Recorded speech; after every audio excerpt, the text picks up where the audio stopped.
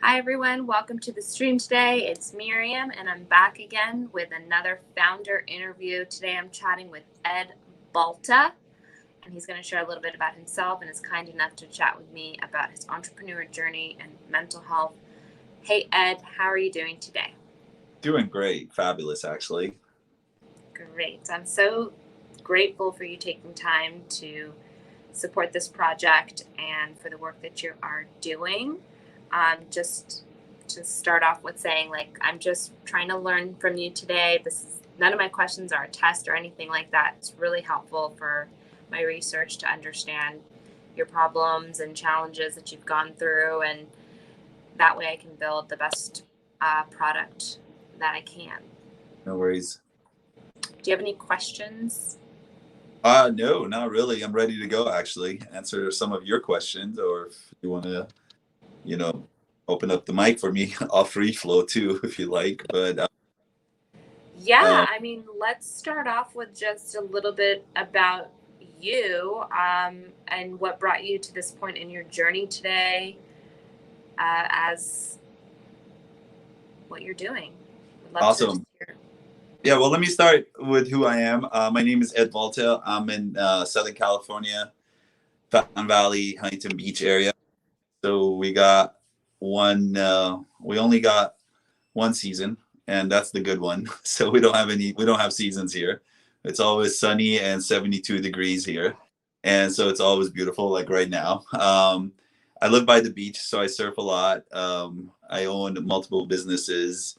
I've been an entrepreneur pretty much all my life. I own a chiropractic clinic, so I'm into holistic healing, and I manage chiropractors, I manage acupuncturists, I manage massage therapists, and we have decompression as well. So I've always been in the holistic field, trying to help people naturally.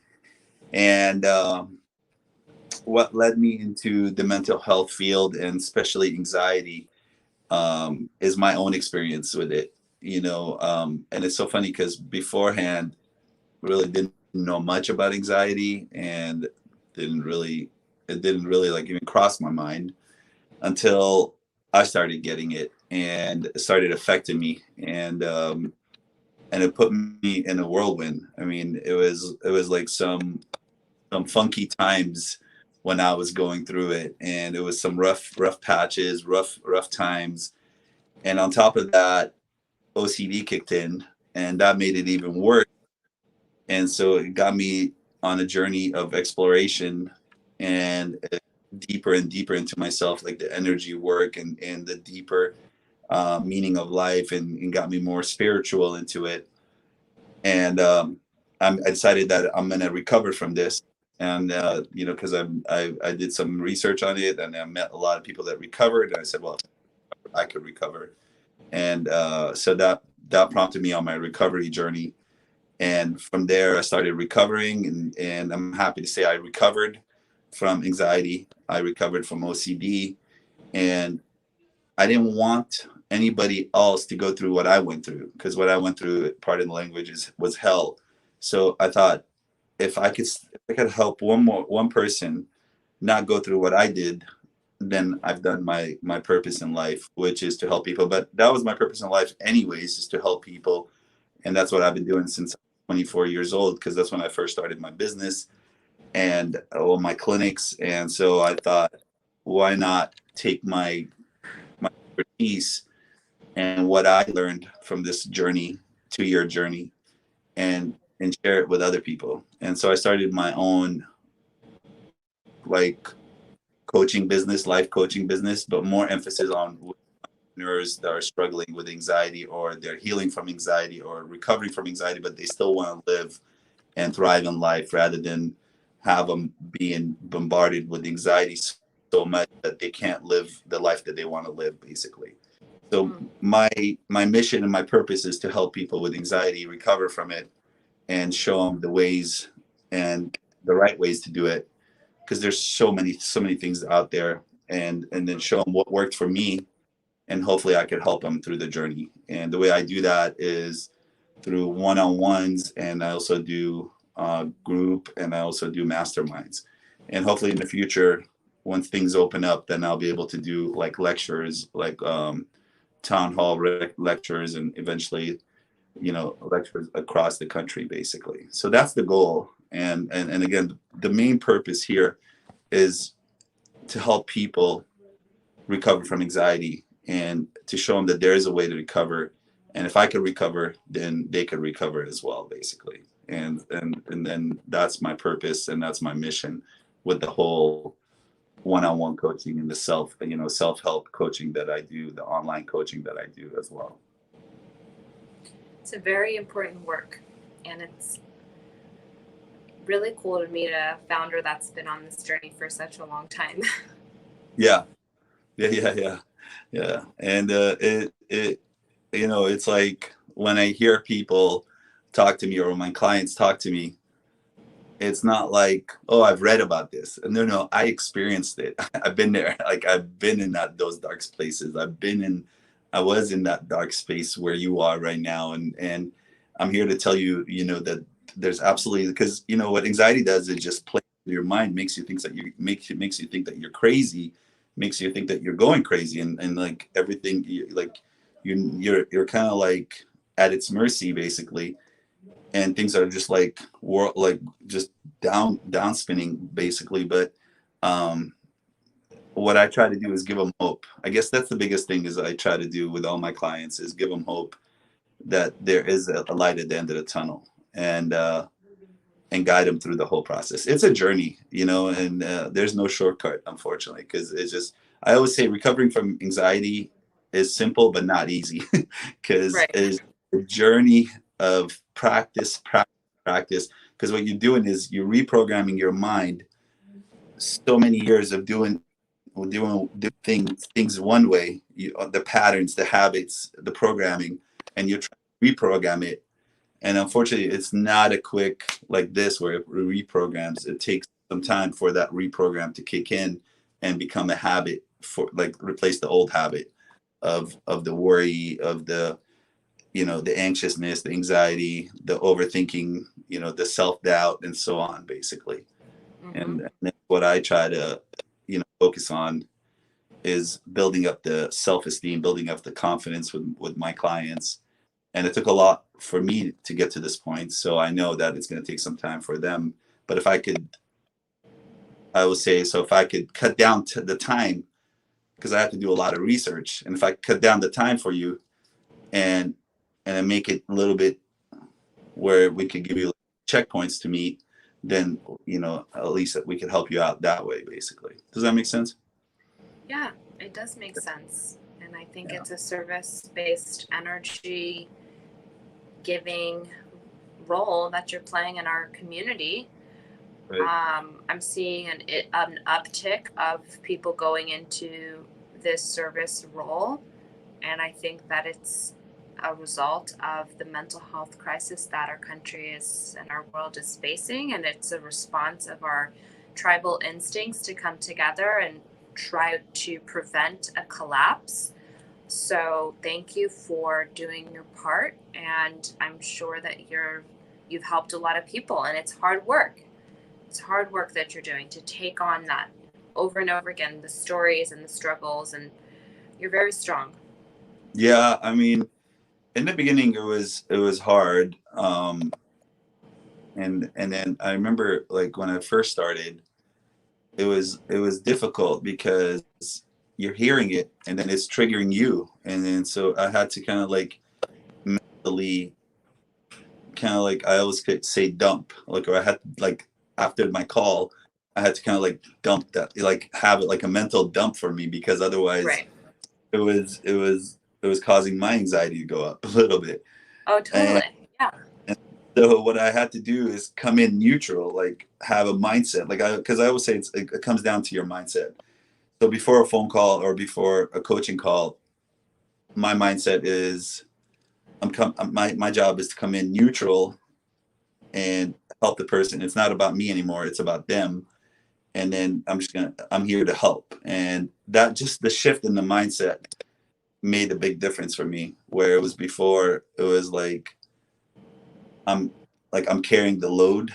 So now I'm not carrying the load anymore. It's more I'm here as a service and I have to be neutral, because if I'm not neutral, then I can't be service to you, because then I go in my own mind, like Right. then I get stuck in my own mind. So yeah, I'm not gonna lie. In the beginning, it was difficult, but because I've been helping people for a long time, so I had to kind of look at what do I do in my practice.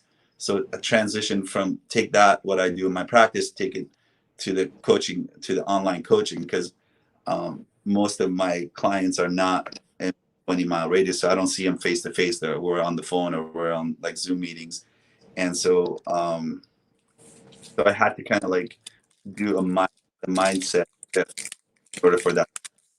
You know, otherwise it was working on me to so I kind of like separate that from actually doing it, and it got easier as that mindset shift helped out. But you're right, in the beginning it was really really tough, because I would come out of it drained. And I was like, and so I had to kind of like say, if I'm going to continue have a healthy coaching business, I have to figure out how to separate myself from what the person is saying, basically, like what my client. And Right. And and still so connect with them. right, and then so being neutral and just being there and being 100% there, not in my head at all, and just saying, okay, this hour is for you and nothing else. And yet, so I still do my meditation before and I meditate after, to kind of like clear my mind, um, for the next call, basically, or I have to kind of like go for a walk, 5 minute walk, and just get out in nature. And again, I always call it brain dump, and just dump and then be ready for the next one, and So and good. go from there. Do you have a standard meditation that you use before and after? I like mantras. I use mantras in my head. I don't chant them out, but I like just paying attention to my breath, Yeah. and deep breath in, deep breath out, and just paying attention to my, and I could just like 5 minutes for me is about plenty. Like it's good for me, 5 minutes. So I put a timer for about 5 minutes. But if I need longer, then I go longer. But I try to like have a mantra for me that I am here for them. I am here, like so it's like depending on who I'm gonna go with, or I am here right now for them, and then just get into that mindset that I'm here for them now, and not Right. for myself.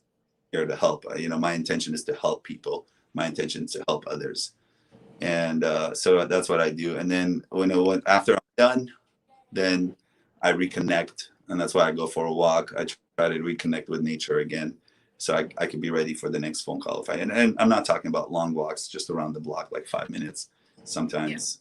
And if I can't do it, then I'm just in my office, just deep breaths, and like a 1 minute, 2 minute, and then I'm ready for the next call. Or if I'm doing like a mastermind or something like that.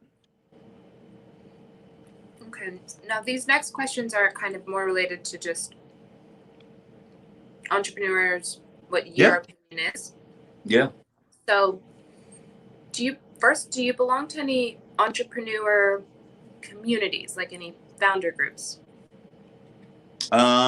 Not like I besides just like Facebook groups that I connect with and that I belong to. That's about it. But in locally here, I used to go to Latip meetings. You ever heard of those? Mm-mm. It's like it's like a more of a networking meetings, and because of COVID, they stopped them, so they Okay. don't do that. I belong to a networking group, so it's more about like networking groups that I belong to. But now because of COVID, it's all been online, and so Right. um, most of my stuff is pretty much online. So I try to connect with them online, and I try to stay active in my Facebook groups as much as possible. I try to dedicate like a half hour every day to go on my groups and just see like what the chats are about, and then just to See stay what in the people are loop. up to. Yeah, Okay. and see if there's any questions, or if I have any questions myself. The community is really really strong and really helpful, And so I like to stay in the mix with that, and that's been helping me out a lot with the groups, and then answer questions that they have and everything like that as well.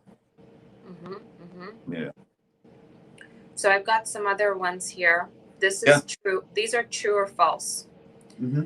So you rate them, true or false, yes or no, Being an entrepreneur is fun. Yes, true. Being an entrepreneur is hard. I'm gonna say true. Do you feel understood as an entrepreneur? Do I feel understood as an entrepreneur? Yes. Yeah. Do you feel listened to as an entrepreneur?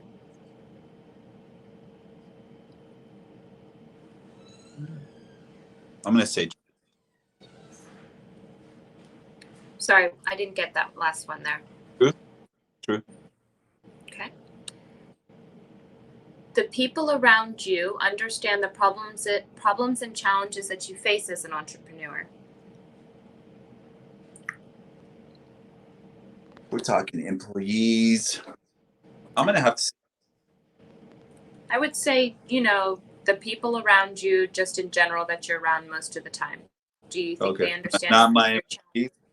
Yeah, then I'm gonna say true then.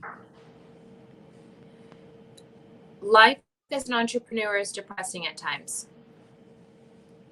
False.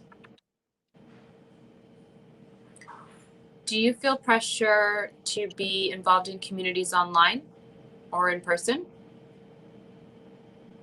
No, I think it's a desire of mine, so false for that. Do you enjoy helping others and solving problems? Yeah, otherwise I wouldn't be doing what I'm doing. Yeah, true. False. True. When it takes you a few days to reply to someone asking for your help, do you feel guilty? No, false. Do you feel pressure to appear to look like you know what you're doing as an entrepreneur? Yeah. Besides my internal pressure, but nobody else. I'm gonna say false. Do you feel confident that you know what you're doing as an entrepreneur? Yes, true. Do you have people you can speak to about your deepest thoughts and challenges about being an entrepreneur? True. Do you feel comfortable asking for help when you need it? Yes, true. Is that a yes or no? I mean, are we back on true and false? They're true, false, but when I'm speaking, because people can also take this survey just on the internet. So when you read it yourself, it's true, false. But then when I read them out loud to people, I change it to yes, no. Okay. Yeah. True, false. Yeah. Right. Sorry, I kind of, but then I just put them up on the screen too, so you can kind of see it, and it makes it kind of, otherwise people are like, it's a lot of questions. No, I got it. It's really easy. So that's cool. I like true and false. I have no problem with that. False. Yeah. Okay, so here's a question now. If you were giving advice to an aspiring founder, Can you define founder? I'm sorry. Can you define a founder? Sure. Someone that is starting a business, is the person that has the idea, is, putting all of it together. So like a new entrepreneur, business owner, basically. A new business owner, a new business owner. Yes, someone that's trying to break in, be an entrepreneur. They want to start a business, right? Yeah. What would you tell them they need to fulfill their full potential as an entrepreneur? I think my first advice is find somebody that did what you're doing. Find a mentor, or find somebody that is doing what you're doing, like what you want. Like, because you got to tell your brain that it is possible, and your brain's got to see it. Either you read about it, or you saw somebody, or you read their books, or something. You got to make sure that what you're going after, that you know it's possible for your mind. So I would say the first one is find somebody that's doing what you're doing, and if you connect with them, connect with them. If you can't connect with them, read their books, watch their videos, and I always say success leaves trails, or leaves clues and trails. So see what their steps to success was and copy it. Don't reinvent the wheel.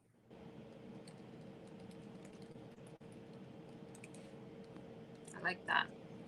So, with that said, do you have everything that you need to fulfill your potential as an entrepreneur? I mean, the short answer is yes, but I always say there's always more. There's always could be more. Somebody's always doing it better than I am. Somebody's always going to be that could invent a better mousetrap. So I'm always on the lookout for a better mousetrap, basically. So yeah, it never ends as far as like the innovation and what else you learn, because learning is endless and knowledge is endless. So you could always learn, you could always be better, and you could always get better. What do you like least about doing this work? On the online coaching, or are we talking about just entrepreneur and business? Entrepreneurism.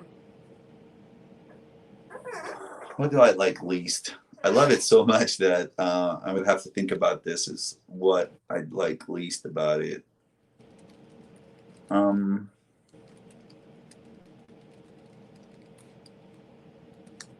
I think sometimes it gets lonely because you're kind of like you're the visionary, so you're the guy who's gonna come up with all these ideas.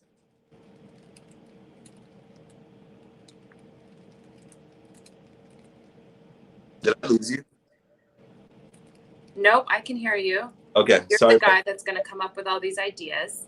Yeah, I am so sorry. Hang on one second, because I'm on my phone, so if my phone call comes, I'll just not answer it.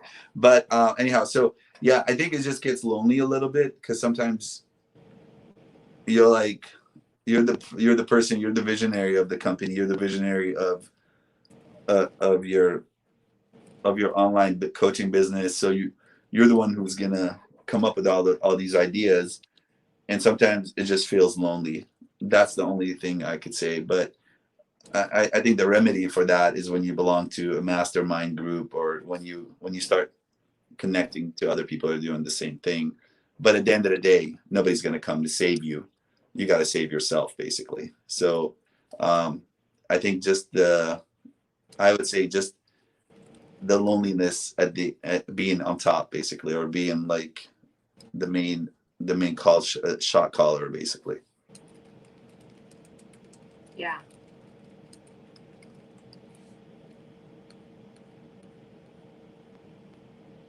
When you need information or you want to learn something new related to your business, you need help or support, where do you go for the answer? Well, I start with my coaches. I believe every person needs a coach, so I have multiple coaches, and then if my coaches don't come up with don't have an answer, then I go to my colleagues that are doing the same thing and ask them that question and see who they turn to. And the last resort is to go on Google and then search up what I want, and then see what comes up from there, basically. How much time does it typically take you to get the information that you need? I mean, depend how much. On the average, I mean, if it's a low-level project, no more than an hour. If it's a high-level project or a high-level information that I would need, I would say a couple of days. Okay.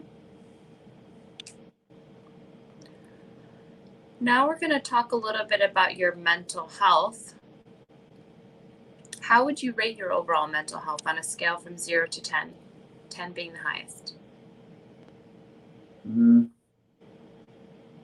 I mean, I would say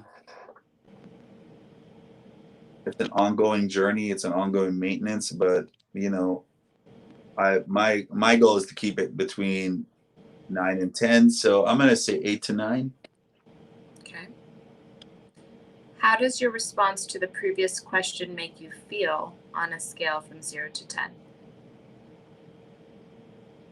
Good. 10. Okay. What aspects of your life are negatively impacted when you have felt less than great mentally? And you can choose as many as you want from these. I'll read them out. Confidence,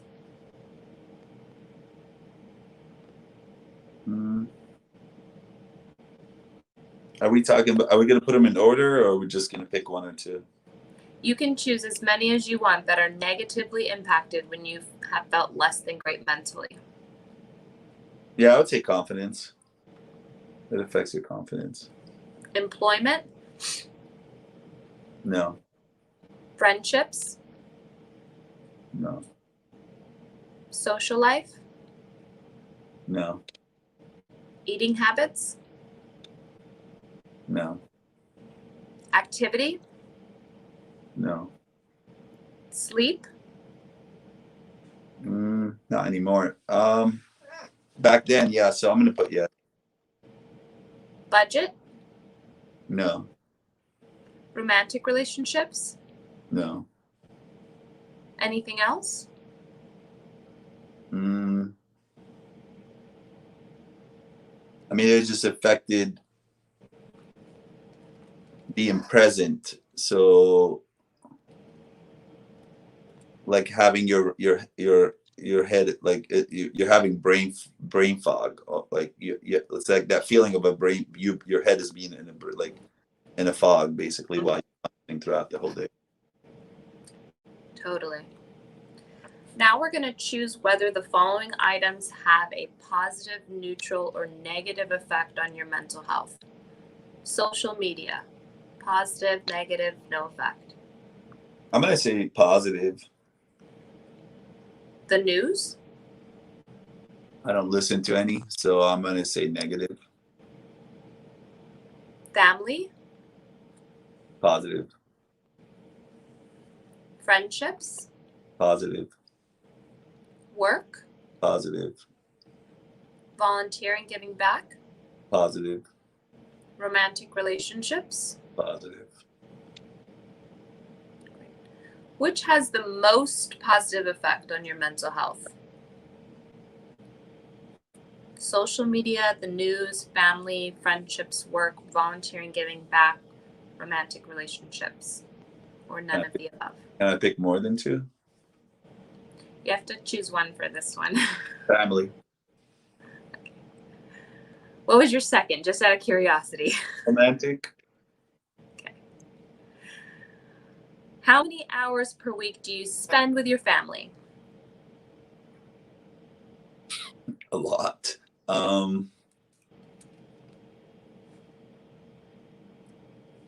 don't know if I could quantify it as hours, but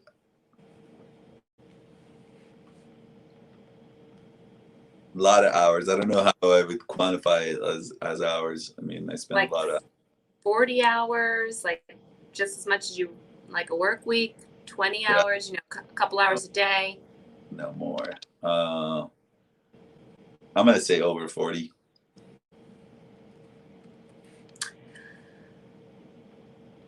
What do you need to help support or manage your mental health?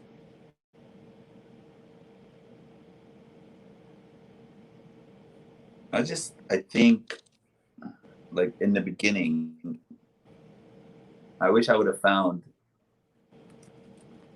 and that's what I'm trying to do now, that I'm not alone on this journey, that others like me went through it and came out and like got better.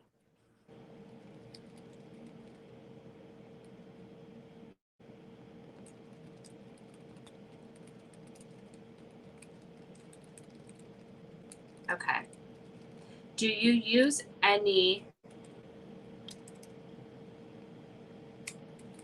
applications or websites to manage your mental health Yeah. or support?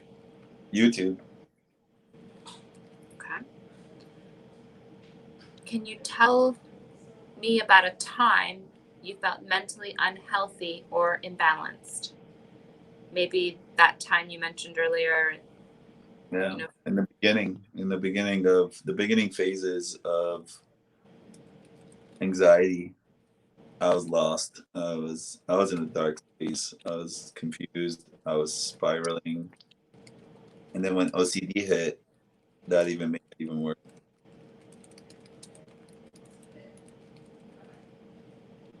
What do you think triggered that time? No idea.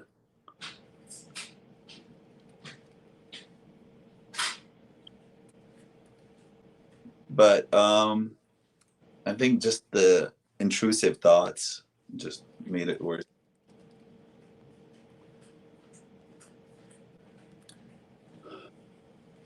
Who do you talk to about your mental health?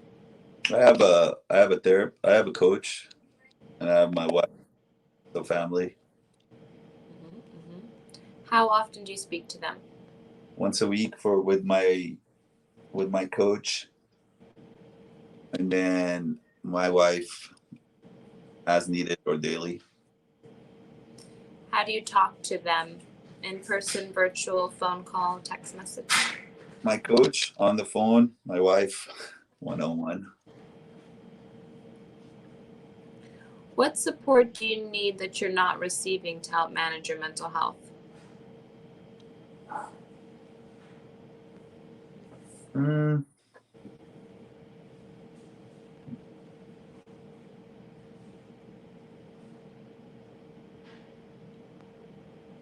I think the support is out there. You just have to go get it.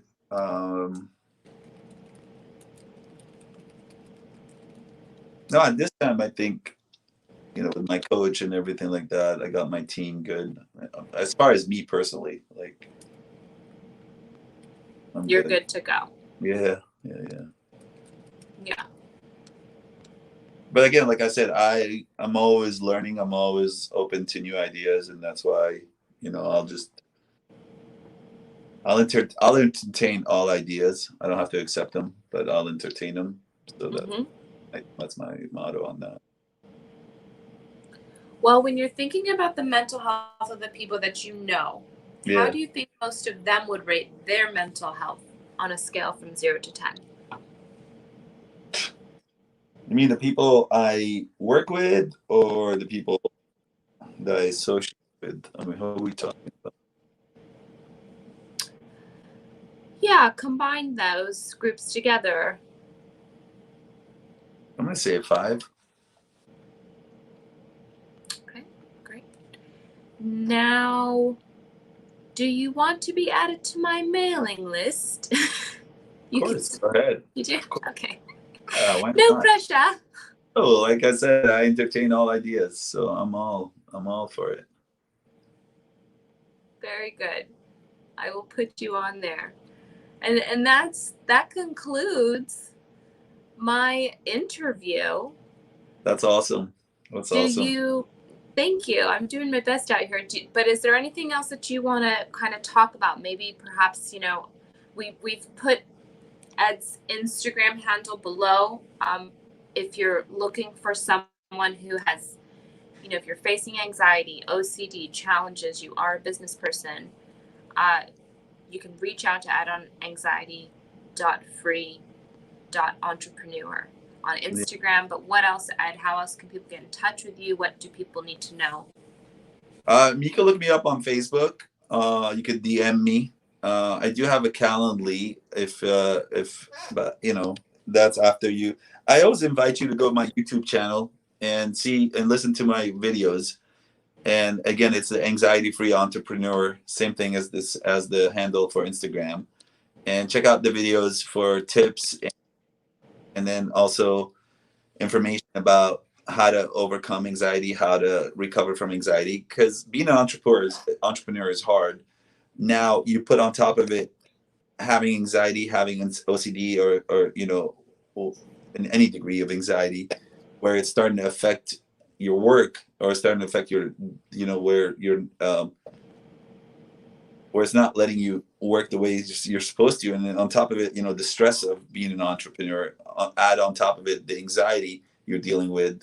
I mean, I was telling anybody that I talk to, you're a hero for at least doing what you're doing. I don't care what other people say. You're a hero to me, that you're able to run a business and on top of it recover from anxiety, or while you recover from anxiety. So, keep, if you're an entrepreneur struggling with anxiety, or you're on a healing journey and recovering from anxiety, kudos to you, and keep up the good work, and never give up. Never give up on recovery. Even if you're recovering 1% a day, that's even better than nothing. And when you recover 1% a day, that means in 100 days you recovered 100%.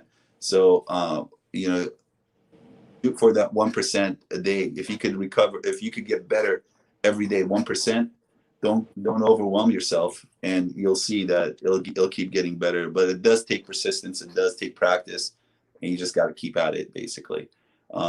So if any, I don't know what kind of audience you have, but if there's anybody who needs just guidance and an extra voice telling them like what to do to get them over and get them over the hump, then you can reach out to me again through either my videos on YouTube or on Instagram, and I'll be more than happy to let you know what I can and can't do for you.